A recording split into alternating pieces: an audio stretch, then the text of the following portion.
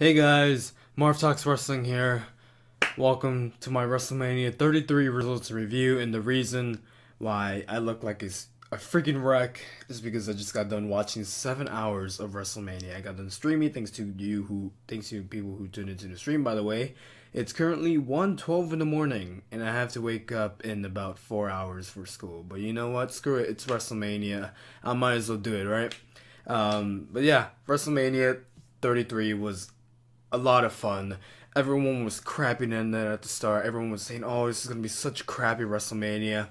But after watching the show, I can tell you guys that since every Mania that I watched every single WrestleMania since WrestleMania 26. WrestleMania 26 was the first ever Mania I ever watched. Since then, WrestleMania 33 is certainly the best one I've ever watched in my entire life. Right? And definitely an upgrade from last year's 32. WrestleMania 33 was a spectacle. It was fantastic. I had an awesome time watching it.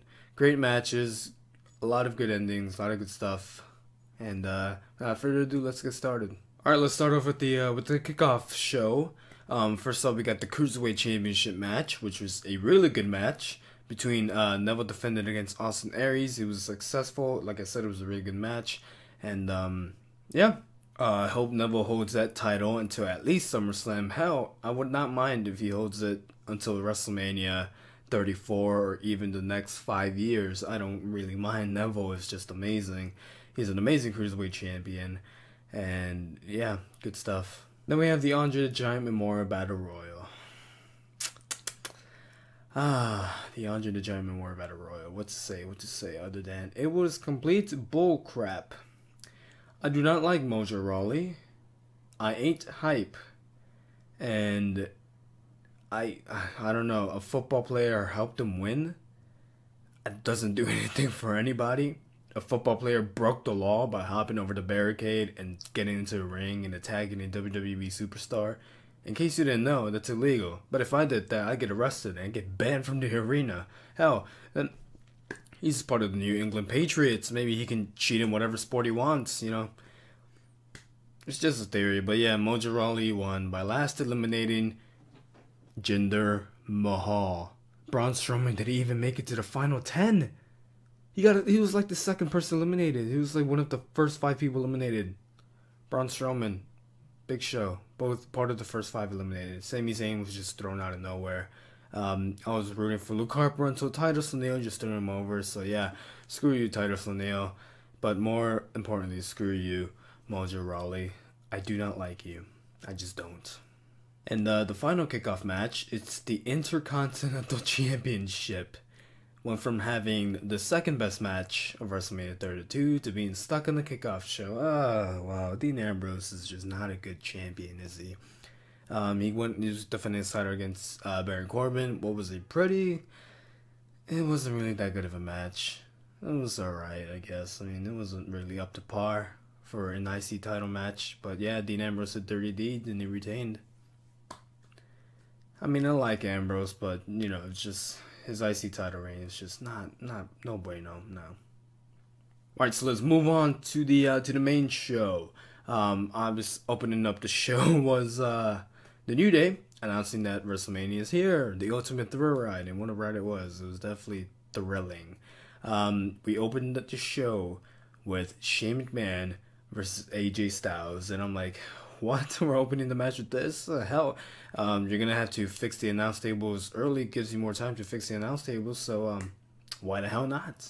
So these two put on a hellacious match. I'm actually very proud of Shane McMahon. Everyone doubting him, especially myself, but he delivered. He actually had his own set of wrestling moves, which was great. And AJ Styles obviously bringing the best out of his opponents. Fantastic. I thought it was a good match. I thought it was a really great match. The Coast to Coast by Shane McMahon was amazing. The Phenomenal Forearm by AJ Styles was phenomenal. And then AJ Styles ended up picking up the win after hitting the Phenomenal Forearm. So, yeah, even though Shane McMahon did a jump off the roller coaster or the big ring, as we all intended, as we all thought he was gonna do. But still, great match, good stuff. Then up next we have the United States Championship match with Chris Jericho defending his US title against Kevin Owens, two former best friends, or Kevin Owens never really saw this as a friendship. More saw this using Chris Jericho to advance his career, as he did, but then turned on Chris Jericho after he put him in a match with Goldberg, which you guys know how that ended. So it was a good match. I actually enjoyed it. Chris Jericho hit his code breaker. Kevin Owens kicked out. Kevin Owens hit the pop-up powerbomb. Chris Jericho kicked out. Guess what was the finishing move? The powerbomb on the apron was the finishing move, which is great. He rolled him in, made that move look like really, really good. And then Owens pinned him. 1, 2, 3. Kevin Owens is your new United States champion. Good stuff. Great stuff so far. Next, we have the Fatal 4-Way Elimination match for the Raw Women's Championship. Bayley defended against Sasha Banks, Charlotte, and Nia Jax. Nia Jax was the first one eliminated. It took all three of them, which I think was a pretty smart move. Smart booking. You gotta make Nia Jax look dominant. Just like the Authors of Pain at NXT TakeOver Orlando, where, both teams, DIY and Revival, had to team on them. Make them look like this unstoppable force. Same thing with Nia Jax. All three women teamed up on her. Made Nia Jax look strong, realizing, it takes more than one person to take down Nia Jax, except Bayley took care of Nia Jax at, NXT TakeOver London, but let's just forget about that. Overall, I think it was a fine match. Wasn't certainly not match of the night. In my opinion, it did not top the women's match from last year, which is fantastic. But yeah. Fun match. Nia Jax was eliminated first, as I said, and Sasha Banks was eliminated second. After her head hit the turnbuckle. No, hit the exposed turnbuckle. I guess the exposed steel where the turnbuckle belongs. And then Charlotte was eliminated after Bayley hit the elbow drop, which is funny because no one really hit their finishers in that match. That's weird. No one hit their finishers, but yeah, like I said, pretty good match. Bayley retained the Raw Women's Championship, and yeah, Hulkamania. Alright, up next is my favorite segment of the night. We had a triple threat ladder match for the Raw Tag Team Championships. The Club, Luke Gallows and Carl Anderson, defended against Enzo and Cass, Enzo Amore, and Big Cass. I just want to say it was a pretty good match. Oh wait, am I forgetting something? Oh yeah, before the match started, the New Day came out to announce that this will now be a Fatal 4-Way ladder match. In my mind, I'm like, the New Day in this match now? But then they started waiting. I'm like, wait 1 second. There's no way. The damn Hardy Boys are back. The Hardy Boys are back. I'm trying to not be as loud right now because my whole neighborhood is asleep, I would assume at this point, and if I make any noise, they might call the cops, and I might need to stop this recording. But if you want to see my full reaction to the Hardys returning, I will have that up on my channel soon. If it's not already up, I will have it up soon. All right. But yeah, the Hardys freaking returned. They joined the match and they won. Jeff Hardy with the Swanton Bomb on top of the 14-foot ladder and onto the bottom ladder. It's such Matt Hardy with a twist of fate from the top of the ladder, and then him capturing the tag team gold or silver or the red straps. It was just amazing seeing the Hardys come back, and on the night they come back, they win the Raw Tag Team Champions. I have to buy the plaque. I have to buy the plaque. There's no way I can't do that. It's gonna be added to my plaque collection. I have 3 plaques right there. I'm gonna end the Hardys winning the Raw Tag Team Championships. You have my word. Then up next we had John Cena and Nikki Bella versus Miz and Maryse, which in my opinion, based on wrestling alone, it was probably the worst match of the night. That or a match I'll get to later on. Or that and the Andre the Giant Memorial Battle Royal. Either or. Anyways, it wasn't really that good of a wrestling match. It was more built up for John Cena's proposal, which happened after the match. After John Cena and Nikki Bella beat Miz and Maryse, John Cena proposed to Nikki Bella. It was a long time coming. And as much as I don't really like Nikki Bella, I still am very happy for her. And, it's something she's been waiting for a really long time. And, I'm proud of him. I'm happy for them. Proposed right there in the grandest stage of them all. So, yeah, nice little WrestleMania moment. Nice little touch there, emotions, sparkles everywhere. So yeah, John Cena and Nikki Bella are now officially engaged. And here we have a feud that has been building for over a year. Probably like 2 years, 2 or 3 years.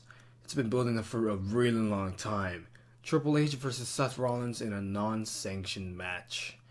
Holy crap, in my opinion, this was the match of the night. Match of the night, in my opinion.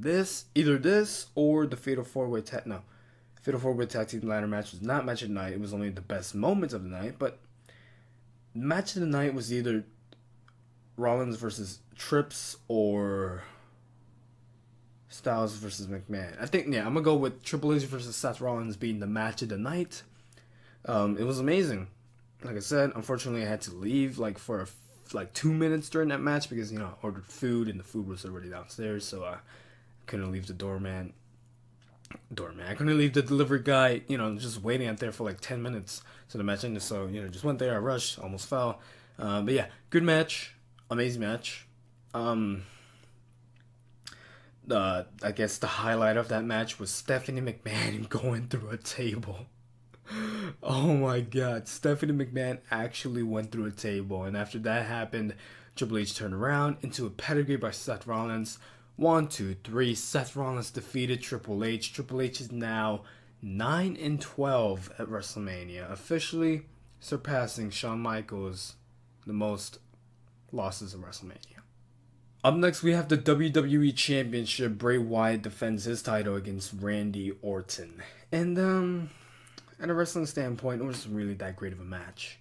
It's just really just trading, fake finishers, attempting to hit each other's finishers. And it wasn't really that entertaining, to be honest. What I did find entertaining was the ring mat, changing schemes as the match progressed. We had cockroaches, we had worms, we had rodents, different types of rodents in the ring, which is crazy.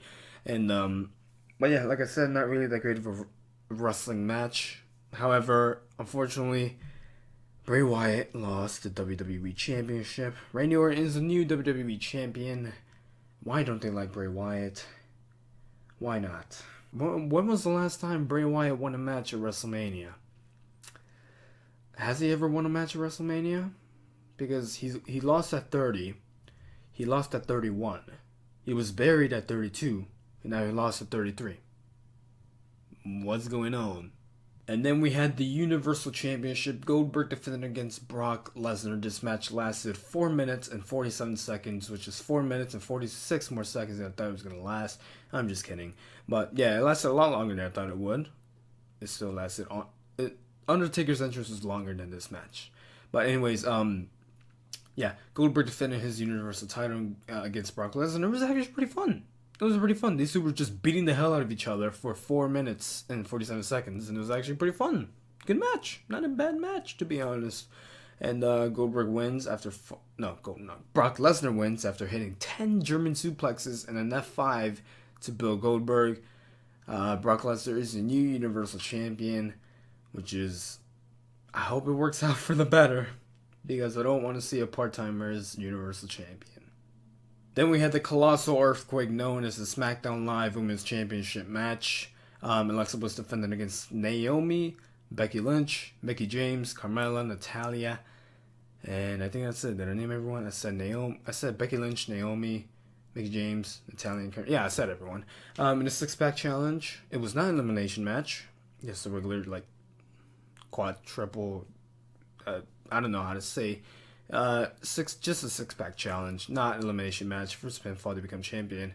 Naomi won in her hometown, even though that stadium was filled with people from all around the world. But still, so it is her hometown. She had her WrestleMania moments, and it was great. Naomi is the new SmackDown Live Women's Champion after making Alexa Bliss tap out.